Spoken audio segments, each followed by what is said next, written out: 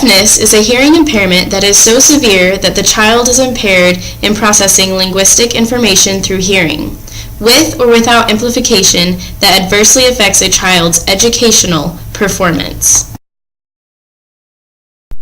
Statistics show that deafness is more prevalent in males than females.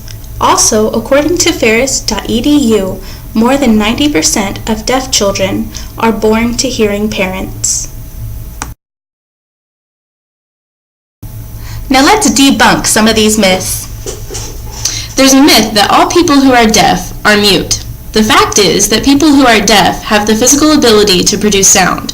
It is difficult for most people who are deaf to gauge the pitch or volume of their voice.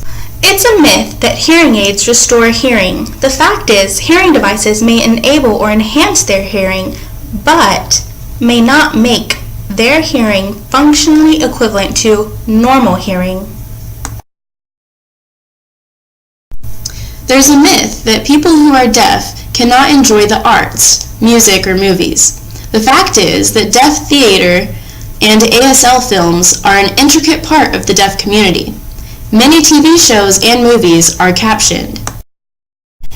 Here we have a list of values for deaf students and students who can hear. By knowing these values, teachers can better differentiate their lessons to meet the needs of all the students in the classroom. Some strategies that teachers should consider include direct teaching that accelerates the acquisition of spoken language in deaf children, repeating instructions, use more than one way to demonstrate information, handouts, and circular seating arrangements. One approach to teaching children with deafness is the auditory oral approach. It encourages children to use their residual hearing in combination with speech and contextual clues to better comprehend and use spoken language. Sign language is not used in this approach.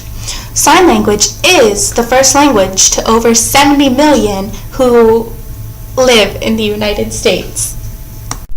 Here's a quote from a hearing specialist, Mary V. Compton. It would be very important for teachers of, or general educators, to understand more about deaf culture and the role that deaf culture plays in a deaf student's life. Now, it's very important for a deaf student, I would say, it's crucial for a deaf student to have socialization with other deaf students. Many times in a public school situation, a deaf student may feel very isolated. Here is a list of our sources. May the odds be ever in your favor.